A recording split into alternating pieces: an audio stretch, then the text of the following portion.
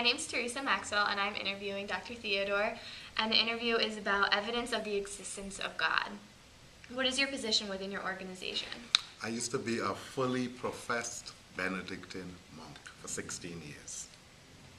What are the steps that led you to this decision? It started with, I was visiting a church in Miami, and there was an advertisement in the church that says you could live like a monk for 1 week. Okay. So I came, and I liked what I saw, and I joined the community, and then I went through a process of formation, like how you join the military. Mm-hmm. I was a candidate for 6 months, and then the community took a vote, took me in, and then I became a novice for 1 year. And you go through, and then you start taking vows after that year. So I took vows for 4 years until Okay. I became fully professed. That's after you take vows for 4 years. 4 years. So, So the whole process was 4 years almost? yes, to become fully professed, yes. Okay. Do you believe there's any evidence for the existence of God? Yes, there's a lot. Why do you believe that? Well, apart from the fact with scripture, but I also believe that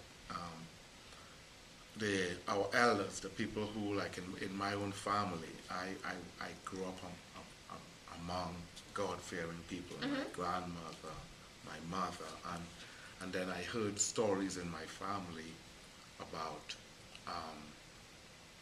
where things happened with people that was only because of the presence of God.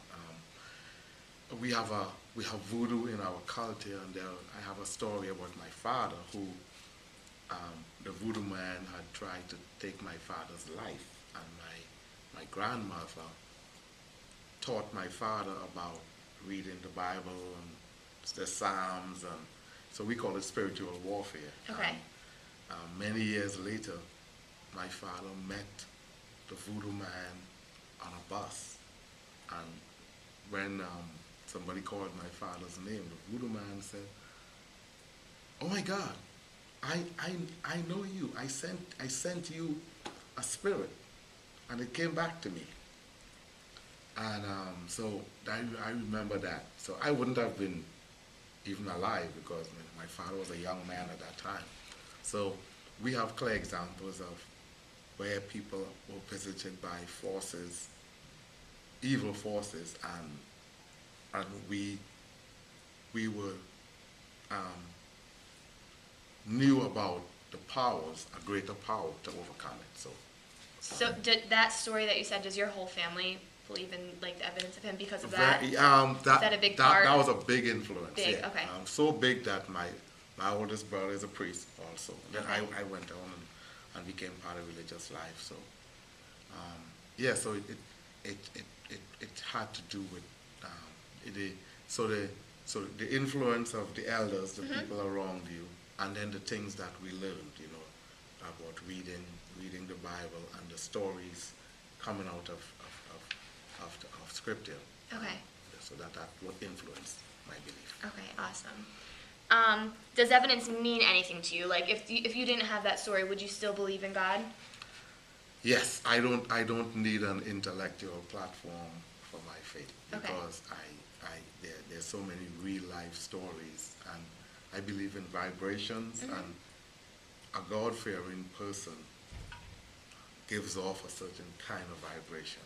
I think you without even, they don't have to open their mouth sometimes, but just the way they carry themselves, or even when they walk in a room, there's a kind of peace. There's something about their presence. Okay. That I believe it's. Okay. For any type of belief, do you think there needs to be evidence? So just anything in the world that you believe in, do you think you need to be able to show somebody the proof behind it, or is it just what you believe is what you believe? Not necessarily, because, for example, I believe that George Washington is America's first president, but I never. You weren't I there never for saw it. him. Yeah, I didn't hang out with George. I don't know anybody who did, but I believe the story as it was told about him, and that he existed and he was the first president. So. Okay. Is there anything wrong with not believing in God because of lack of evidence? Like if somebody were to say, I have no evidence to, believe in him, would you think that's wrong or right? What would you say to them? Well, I'm not in a position um, to judge, but I guess because of my upbringing, I just find it very hard to believe that somebody could not believe. Maybe the things that I attribute to being spiritual, they may call it something else. Yeah. Um, um, so I can't judge. So I can't say, it's right or wrong according to your life experience and what you were exposed to. You may not have been formed to be Yeah, a people believer. breathe differently in their beliefs. Yeah. How would you try to persuade somebody that God is real if you didn't have evidence to back yourself up? I could probably point to the witness of the life of God-fearing people. Okay. So I could show them people who are not God-fearing and some of the choices they make, and then I could show them people who are God-fearing and how they impact the community, how they are with their family, how they are with their spouses, and the kind of people they are. And I think it would point directly to what that person's belief system was. Yes. Okay. And just one last question. With you being a monk, do you think that changed your perception of God at all? Or do you think if you weren't a monk, you would still have the same thoughts and beliefs about him? I think I would. Being a monk helped me to formally do more studying, because I did theology. Yeah. And but I think just because of my culture and how the environment I was raised in, I don't think I could get away with not being a believer. Okay. Awesome. Thanks for your time. So thank you. I wish you well.